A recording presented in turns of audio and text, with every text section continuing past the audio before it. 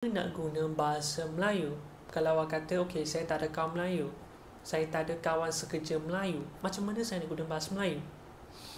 Okey, saya kongsi macam mana saya kekal fasih bahasa Melayu walaupun kerja dari rumah, jarang jumpa orang. Yang pertama, ambil peluang untuk guna bahasa Melayu di mana-mana dan dengan siapa-siapa sahaja. Macam saya ada amalan ataupun hobi untuk jalan-jalan di sekitar rumah. Dan bila jalan-jalan, saya akan jumpa banyak orang. Dan biasanya saya akan sembang mereka. Tetapi ada juga masa yang saya rasa malu ataupun segan, ataupun memang saya tak ada mood nak sembang masa tu, jadi saya buat macam tak nampak. Ada juga. Macam semalam, saya nampak seorang abang Melayu yang baru saja turun daripada kereta dia, dan dia pakai uniform, macam nampak penat juga. Jadi saya pun tanyalah dia, abang baru saja habis kerja ke? Dia kata ya. Dan dia tanya saya, berjogging ke? Saya kata, oh ya, berjogging. Dan saya tanya dia lagi, abang kerja dalam sekolah ke? Sebab saya nampak dia pakai macam uniform, buatkan saya teringat guru sekolah saya dulu. Dia kata, taklah, saya kerja dalam pelabuhan.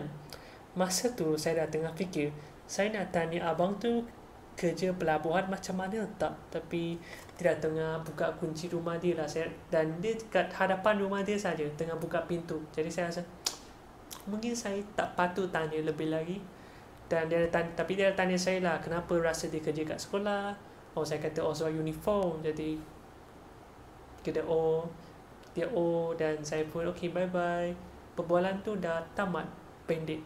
Ataupun macam minggu lepas, saya tonton filem Tamil Blue.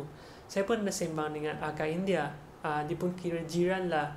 Tapi jarak rumah kami ada 20 rumah kot. Saya kenal dia sebab saya dan anak dia dulu satu sekolah. Jadi saya pun sembang dengan akak India tu. Akak ada pergi tonton filem Blue, filem Tamil tempatan. Dia kata, Blue? Tak dengar. Sibuk, tak ada masa pergi tonton. Tapi dia tanya saya lagi lah, awak faham ke cerita tu? Saya kata, saya faham. Walaupun dia Tamil, tapi dia ada subtitle. Akak tu, dia tanya saya lagi, awak suka tak? Bagus tak? Saya kata, suka, bagus. Filem tu mungkin filem terbaik yang saya tonton lah tahun ni. Dia kata, dan kita bye. Dan perbualan itu tamat. Okey, kalau awak kata kawasan perumahan awak tak ada orang Melayu, orang India, ataupun awak segan, cara lain